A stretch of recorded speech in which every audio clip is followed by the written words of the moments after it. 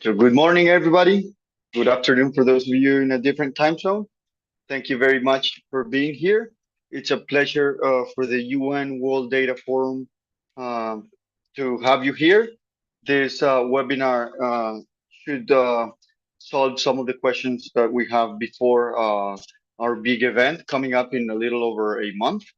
Let me give you some housekeeping stuff a little bit before we start with the show. So there will be interpretation for everybody that needs another language. Um, we have also extended the registration dates. You will see all the calendars once we have the presentation. But I want you guys to know that registrations are open. Um, we are going to have, if you see on the top of your screen, the Q&A questions if you're in like an iPad, and right below if you're in a computer. So please, you can engage in one of two ways. You can either ask a question directly, and one of us will read it out loud for everyone in the audience to hear it, and to make sure they're not duplicates. And the second way you can engage is you can upvote questions that other people might have. Please try to, if you see that the question you have, somebody else has posted it, please try to stick to the upvote, so we know more people have that question. Before we start, before I hand it out to our first speaker, I would like everybody, because we have full house today, both in the Zoom platform and in YouTube.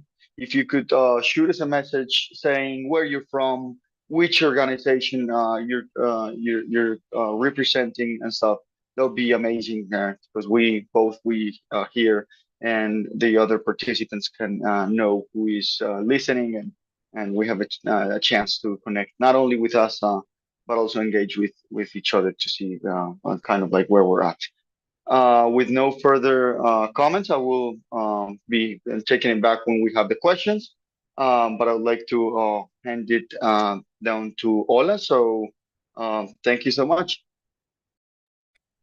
Thank you, Martin, for the introduction, and a warm welcome to all participants joining us from around the world. And I'm happy that really we have today a full house. We're very excited that the 5th UN World Data Forum is just 40 days away. Since the 2017 in Cape Town, South Africa, the UN World Data Forum has evolved into a crucial worldwide assembly for the data and statistics community. We have grown into a vibrant community of over 20,000 members, including representatives from governments, civil organizations, private sector, international organizations, academia, and many more who are contributing to the development of the data ecosystem. As a co-chair of the program committee, and even before being a program committee, I was also a co-chair for the high-level group for partnership coordination and capacity building. And I was really honored that I attended the first, all the UN World Data Forums, starting by the one in Cape Town. And I have also had the honor as a co-chair of the program committee of collaborating with an exceptional team of experts and leaders over the last year. Together, we have crafted the agenda for this year forum, taking into account feedback from across the data community. The program committee has been instrumental in selecting the forum's themes, assessing session proposals, and shaping the plenaries. After reviewing more than 700 submissions, we have settled on an engaging agenda featuring 80 sessions aimed at tackling the most pressing challenges facing the global data community today.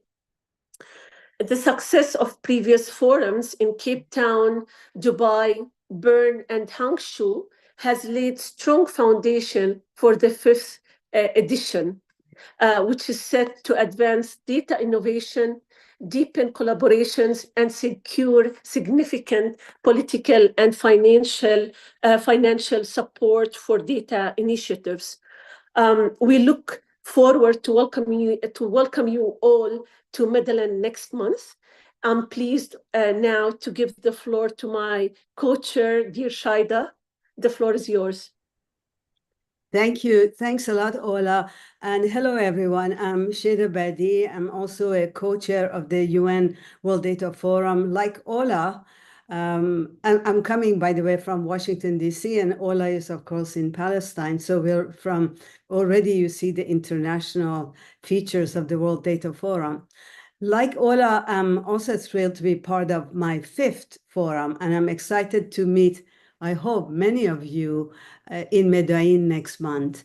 This is a very unique forum that we're going to be having, I think, for many reasons, but let me just focus on 3 important reasons why it's unique. First of all, this forum is significant because we are now in the second half of the SDG, Sustainable Development Goal timeline.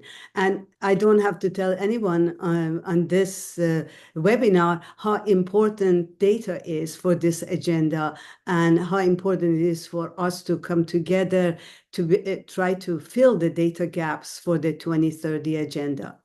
That's one reason. The second reason is that we're in a special global context. There's a lot of multilateral agreements that are being drawn. There's a lot of discussions among countries.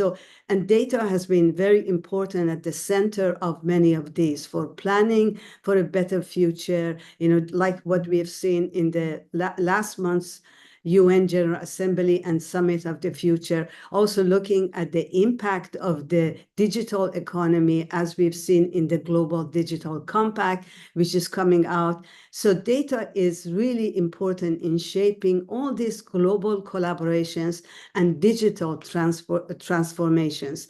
And we're right at the center of that, and we could really influence it in a very positive way by coming together.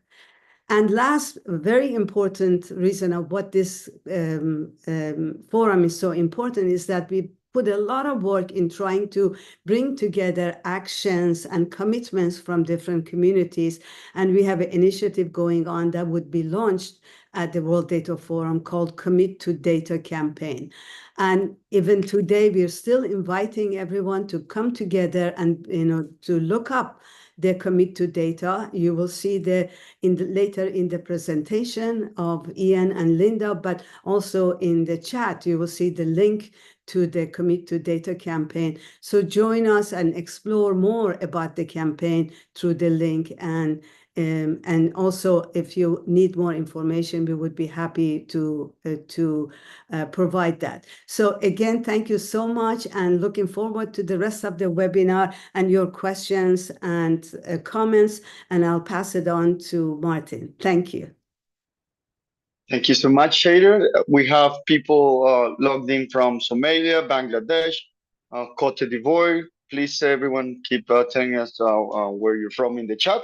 I'm going to hand it on to Ian. We're going to have some slides. So if you want, Ian, you can pull them up and I'll let you know when they're up. It's loading. Okay, we got it. Floor's yours, Ian. Okay, so hi, I'm actually Linda, not Ian. So I'm going to start the presentation and then I'll hand it over to Ian. So I'm very happy to be part of this. This is also my 5th World Data Forum that I've been part of. It's been a great adventure in terms of how we've developed this over the years. One key element of the forum that is the outcome document. So every forum has an outcome document that kind of charts the progress on discussions and around data and statistics and thank you. And expresses the ambitions of the stakeholder. So we had the initial Cape Town Global Action Plan that has been used. It had 6 strategic areas, 14 objectives, and these 66 key actions. It's been used by various organizations and countries to kind of help focus some of the work that's being done. So then we went into the other. So as I said, each of the forums had an outcome document. The Dubai Declaration was calling for funding. There was a statement during COVID. The Burn Data Compact kind of positioned official statistics and the NSOs in the wider data ecosystem. In Hangzhou, we had this recommitment to the Cape Town Global Action Plan. And then we're now working on the outcome document for Medellín. This document, we've had extensive work and kind of going back and looking at the Cape Town Global Action Plan and figuring out aspects that we can develop further and refocusing it a little bit. So there will be a global consultation coming up shortly to collect some views on this revised document. During the forum, as Shaida already mentioned, there will be this Commit to Data campaign, which is another aspect of bringing kind of action and longer term action. Not that we just have the end of the forum and it's over. It's about bringing it, keeping it alive. Can I have the next slide, please? So the forum, as you can find on the website, it's focused around 4 thematic areas. And the program then is developed around these thematic areas. So we have the first one is about innovation for better and more inclusive data. And then you'll find in this session, there's a lot of talks that will demonstrate the transformation of national data statistical systems and providing better opportunities for better data to benefit all users, including the most vulnerable. So the second thematic area focuses on maximizing the use and value of data for better decision making, and you have then sessions that will focus around that. The third thematic area is on building trust protection and ethics in data. And the fourth thematic area is about effective partnerships for better data and a more equitable data ecosystem. Can I have the next slide? Okay, so as I said, the program is anchored around those 4 thematic areas. The forum starts on the 12th of November when we'll have the open plenary session.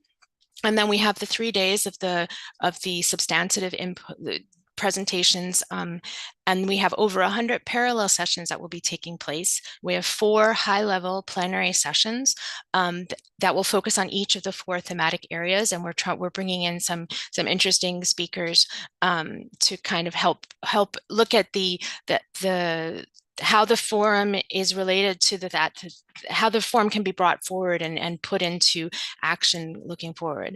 And then on the 15th of November, we have the closing plenary. In those 100 parallel sessions, so that's a lot of things to do, a lot of topics to listen to. We have 60 sessions that are taking place. There'll be 11 short talk sessions.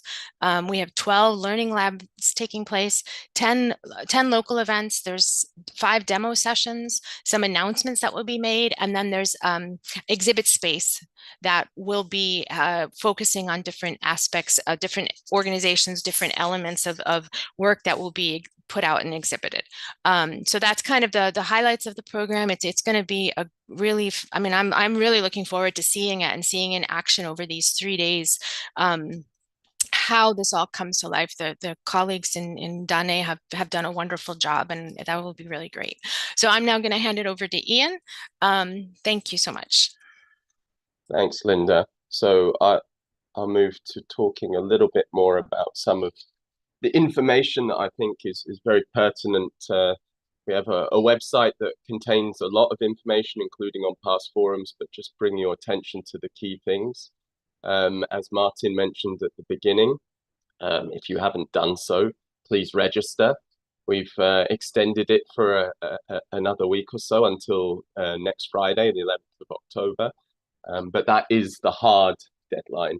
We really need everyone to register. It helps create the process to obtain your entry into the venue. So with no exception, please register. And that information is contained on the main website and is mirrored also on the national website. I'll get a little bit more into that. So the second key piece that obviously you should look at would be the program. And at the moment, we have a fairly static version of the program that we put up, a PDF and an Excel in English and Spanish. So those are, and as Linda mentioned, I mean, such a richness and diversity of events in terms of topic. The program committee did an amazing job this year to, as Ola said, go through 700 proposals, the most we've received, I think, in the history of the forum. and really wheedle those down and get a nice balance across different topic areas was one of the considerations, but also a balance across different formats. Part of the innovative attitude, I would say, of the forum is to move much more into lots of different formats, as Linda was talking about going more into sort of things like learning labs and demos. So please look across the program for those. Everything's laid out by room. And then hopefully as we get close to the forum, we'll be able to unveil a much more sophisticated platform that will show you the speakers, will give you a bit more description on those events, and also hopefully allow you to network a little bit. So look forward to sharing that as those details come about. But also, I know many people will be anxious once they've registered and got their approval to begin planning their travel and their trip. And thanks to our colleagues at DANE, the National Statistical Office in Colombia, who's kind of leading this effort for the government, have provided this a very wonderful brochure to kind of guide you the places in the city, where the hotels are located, where shuttles will be available. And so I encourage you to look at that logistical information on their website, and I'll share a link soon. And then finally, but not least, while the program closed some time ago, earlier in the year, we always have to give a long timeline to developing the main program, but we still have many other things where you can contribute and to even, share your skills maybe. And so that's why we created two particular competitions with the help of partners from the UN Statistics Division itself, from our data innovation branch, who've done yearly UN datathons. So this is something that will happen before the forum itself. And please take a look at the media section of our website, where it gives details of that one. And the second key competition is being driven by Esri, our partner, who is a geospatial expert. I think many in that field will know, who have come up with this story maps competition for people to use the geospatial ArcGIS software or software like that to create interesting maps with data, either from their local communities or from an international or national set, that can be judged and hopefully during the forum the winners will be announced. So encourage everyone to look at those two competitions on the website. Now, to sort of keep informed about broader developments, so I mentioned two websites, and those are here. They very much mirror each other in terms of the program, in terms of sort of logistical information. But of course, our hosts with the national website have a lot more of what's going on locally. And so I'd encourage you to visit that. That website is both in Spanish and English. So I think it caters to a broad audience nationally, regionally, and internationally. We also, from the international, have our social media channels.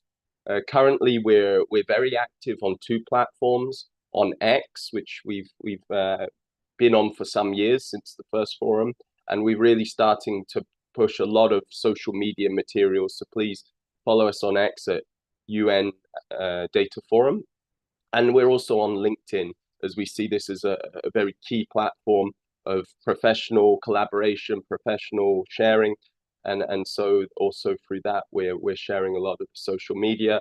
Please use our hashtags. For a long time we've been doing the UN Data Forum hashtag, Better Data, SDGs, Data Innovation, and Data Partnerships. These are key themes for us, and that will help us to kind of connect with your posts if you use them, and sort of really, I think, draw the attention to our event in the next month or so. And then as Shada mentioned, and I think the link has been shared as well in the chat, so we have a public consultation as Linda went through, we have an outcome document every forum. And I think particularly with what's going on globally, the recently announced the Digital Compact, the Pact for the Future, coming out of the Summit of the Future and for the future generations. And we're really keen to, of course, tie into many of those developments. They're very important, and they reference data and statistics. And so, following from that, we are hoping to launch the next generation of the Cape Town Global Action Plan. At the moment, we've got a working title, CityGap 2.0, but we hope through consultation to give it a more memorable name, hopefully linked to the city of Medellín, and launching a reimagined set of priorities and actions. And hopefully many of you can contribute to that and help us build a much more refined and advanced framework, I think, for us to work together on data and statistics. And then, of course, we're looking for commitments. And so we have, thanks to partners from Open Data Watch and Paris 21, we've launched this campaign, Commit to Data. There's a website up. Many people have already made commitments, and we look forward to receiving commitments from you and your partners and your networks. But also just take a look and see what's up there already. And then finally, but not least, we have a YouTube channel which is kind of contains our archive of past forum recordings, and where we will put the recordings coming out of the next forum. So if you want to take a trip down memory lane back to previous forums, then the footage is there. And as I said, we'll hope to follow that up with new recordings and even interviews with the key participants and speakers at the forthcoming forum. So just a recap and a couple more links. So we also have some frequently asked questions section on the forum that we update and we will continue to update from the questions received today. We have blogs that we're promoting. Many of our members on the program committee have started to write blogs for us, and we'll be carrying that through to the forum to kind of charge in the energy and anticipation and excitement. I mentioned the competitions, that's under our media page on the main website, and then webinars, which we will store this recording amongst the other webinars that we've done over the years. So just a reminder, so please register and plan your trip through the different information I've shared. Please join us on social media to spread the word and bring up the anticipation and awareness of the event. And then finally, please look at the websites I've shared for more information, and let us know if there's anything missing. Thank you. Back to you, Martin. Thank you very much, Ian. So please, everyone, keep asking questions in the Q&A. We have 6 already. As Ian said, October 11th, next Friday, is the last day to register. The social media links are in the chat as well. So with no further ado, so I'll transfer it to Camilo Mendes. He's from DANE. Camilo. Thank you very much, Martin, and good morning and afternoon to all the colleagues who have joined. Thank you very much also for all the questions that you have posted in the chat. Besides everything that Ian and Linda have shared today, I think it's important to highlight one very specific point, and is the in-person nature of this forum and all the efforts that we are doing as the host country to really devising mechanisms in which you can take advantage of the networking potential that the forum has, enabling you to reach out to colleagues from other regions, from other sectors, and thus we're very excited to do that. I have taken note that some of you are having issues with the web page. I think something that's very important to mention is the mirroring capacity between the web page, in which you will be able to access all the information that it's provided in terms of logistics, registration, and program. I would also like to encourage you to start planning ahead. As Martin mentioned, the registration closes on the 11th, and we're hoping that with this approval of your registration, the visa process is much easier. So thank you very much. I'll begin answering some of the questions that people have been posted. So Ian, do you want me to take the registration ones or should you cover them? No, you're welcome to take those. Yeah, thank you very much. So as you might be aware, there's a lot of registrations that are incoming that go through a very specific process. And thus we understand that perhaps while it's important to have the checks for your registration, we hope to speed up the process and really getting those letters to you as soon as they become available. We have reduced significantly the time for this approval, so thank you very much for your patience, and we hope to get those to you as soon as we are able to. I'm also taking the question on the visa issue. So something that's very important is that the Ministry of Foreign Affairs of Colombia has established an online platform for you to carry out your visa application process and avoid having to go to an embassy or something like that. So it's very important that when you fill that application on, you attach the information that is requested, which is your passport, as well as the approval letter, so the colleagues at the Ministry of Foreign Affairs can go through the visa application quite swiftly. So Ian, I think that there are some other questions on program, but I'll give back to Martin to start tackling those. Good. So we have the next question, which is the one that's hello, dear sir. The logistical link for the visa application and so, which is online does not work. Can you provide us with another one? I believe we have a link in the chat, so I can see that it's working. If not, please let us know again. Also, Camilo, I believe, has answered the question from Dane. So the third one is it possible to participate in the forum online? I could take that one, Martin. So unlike previous forums where we really pushed the model of a hybrid, I think now that thankfully with the COVID pandemic well and truly over, hopefully, that we've adjusted a little bit our plans to really focus on an in-person event.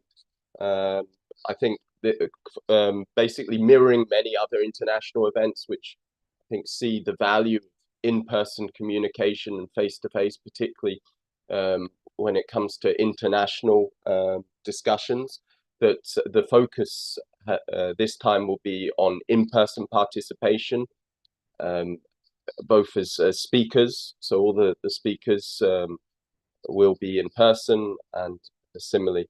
But at the same time, we will hopefully broadcast some of the program, particularly the plenary sessions, and we will develop this platform where much more kind of pre-dialogue. I mean, for those even going in person, I think having a platform to kind of connect with each other, to maybe plan some events amongst themselves, amongst different networks is very important. So we hope to provide that. And as I said, watch out across our different communication channels for the news when we're able to set that up and share it, which hopefully will be a couple of weeks or before the forum. Thanks. Good. Thank you, Ian. So Charles asked for the registration link. It's already in the chat, so we'll take that one as answered. And I'm going to merge two questions because they're related. Can you please tell us how long it will take to approve the registration and send the accreditation letter? I would like to get more info on the other documents required to send a visa, and more or less with the registration. I already registered and got an email stating pending approval. How long will it take to get confirmation? Again, Martin, I can take that, and perhaps if Camilla wants to fill in. So from the UN point of view, so whenever we do a UN event, we have this, many UN agencies use this Indigo system. It helps us to vet, to be honest, who comes to the meetings, to make sure that we have a good balance, particularly if we're going above our capacity, then we have to kind of see, across different organizations that there's due representation. So in some cases, it takes us a little bit longer to make those approvals. However, we're also doing them in batches, and this is a process that we agree with the host country, because ultimately they also have to facilitate the visa issuance as well. But if as long as everyone is registered by the 11th, I think according to our timelines, everything in terms of travel should be issued in time. But just bear with us as we go through each couple of days, running through different batches and making the approvals. Thanks. Good. Thank you so much, Ian. I have a question here that's similar to another one, but it has a different one. So we already said we're not doing the hybrid format following international other events, but somebody says, I wish to ask if there are any online or virtual synchronicous or asynchronicous engagements. So that sounds to me pretty much very similar to webinars. I don't know if you want to have a word on that. I see. Okay, so other events. So yeah, for a long time we ran a very nice webinar series that focused on substantive elements and key topics practically every other month. It's still our ambition to, maybe as a legacy of Medellín, to try and restart and reinstate that process. It's just with resources the way they are, unfortunately, in the UN, it's a case of putting in a sustainable solution to that. And so that's something we'll be actively looking for. And maybe this will be for those who unfortunately will not be able to attend in Medellín. Maybe this will be an opportunity to kind of reflect on key topics that were covered, and maybe invite those speakers who were in Medellín to appear in those webinars, to give that sense and flavor, hopefully, to a much more wider virtual audience following the forum. So that's something we can look into. Thank you. Good. Thank you, Ian. So some people are asking us to share the presentation. Please keep in mind that this is streamed on YouTube as well. So you not only have access to the video with the presentation, but also to the whole webinar. And I'm going to combine these two, or read these two questions that we're missing, because they're both about the process. Mokhtar asked us, I try to apply with the approval letter, but it asked me errors I will see in Sala. So I think it's Mokhtar is having trouble with the process. Again, somebody got registered and got an email, but it's pending approval. How long would it take? The data page is not loading. I've tried multiple browsers. So I don't know if there are any, if we can combine them to see if there's where people should go to if they have any problems during the process. Yeah, I'll take this. So I think something very important for participants to note, it's that we have a guiding note that can guide you on how to apply for your visa if your country does need a visa, and how to get that information. You can find that logistical information within DANE's webpage, as well as on the website of the forum. I will put the guide to that visa application note within the chat, and so participants can access this more easier. I think something very important is also to note that the visa status that participants will get, it's a courtesy visa, which is specifically for the participation within the event, and all of this is explained in this guidance note that has been uploaded. Also, thank you to those who are suggesting the importance of having a hybrid session. The plenaries of the World Data Forum will be streamed online, and we will have a recording. And as Ian mentioned, and I did as well, the importance of the forum is joining in person in light of the planning process that has been associated with it. Good, good. There is one more question before we proceed. Uh, if information is available about exhibiting, could you share? Thank you. I think Camilo wants to answer this one. Yeah, thank you very much. So within the forum, we'll have three main sections for the exhibitions. One will be exclusively for the Colombian institutions participating from the different stakeholders, private sector, and others.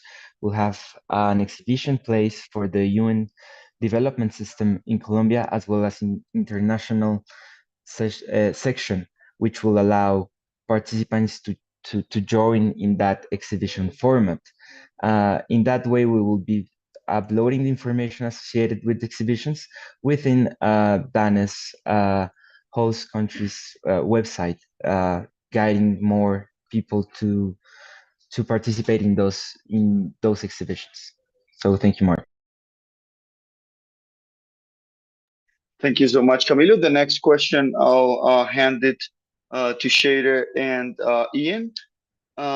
Will the Medellín UNWDF cover the rapidly developing cross-international border processing of health data?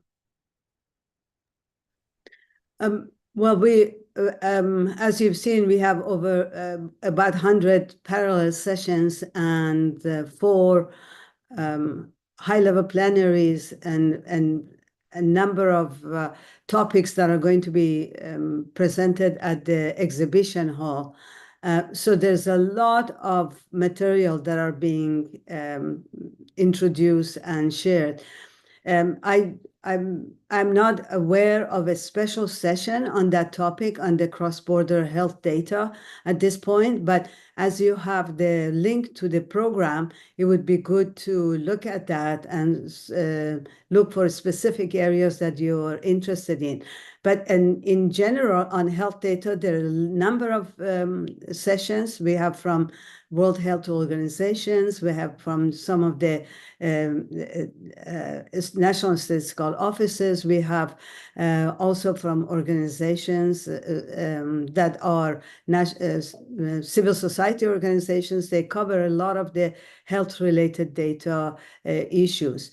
So I hope you will find the session that you're really interested in, and and let us know if you have any other question. Thank you. Thank you so much, Shader. I don't know, Ian, if you want to follow up a little bit on this.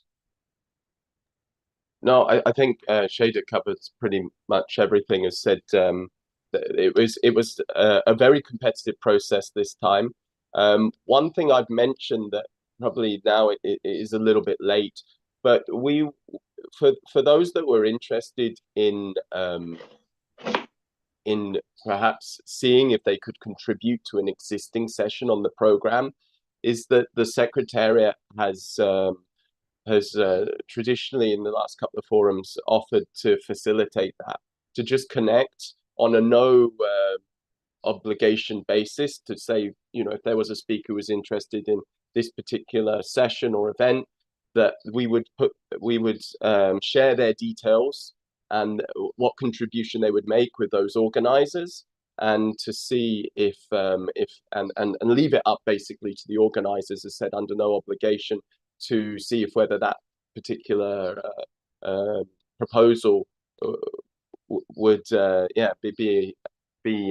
could be incorporated. But you never know, because sometimes, obviously, as I said, we're really pushing to have an in-person event, particularly speakers being in person. And so sometimes at the last minute with travel plans and different things, obviously these things can fall through, and having a potential backup speaker of someone who is traveling is quite useful. But as I said, it's no guarantee. And all we can simply do is just share that with the organizers to make that decision. But that's what we've done traditionally, and sometimes it works out. Thanks. Thank you so much, Ian. So everyone, please keep in mind in the chat we have been sending the links to the comprehensive document to entry to Colombia, the World Data Forum program that I usually really check out, the document or the link at least that tells you about transportation, hotels, and stuff. So please really try to get those ones in. I think we're running short on questions, so if everybody has any last questions, that would be great. If not, I will ask Ian, Shader, Linda, if there is anything else we might want to add. Martin, I just wanted to say that I saw a lot of questions and well answered by you all and by Camilo regarding the worries about visa and registration. And I just wanted to, again, as Ian said and Camilo said, if we do registration between now and Friday the 11th, I think the visa process should not be worrisome. So please, the sooner the better to get your registration in.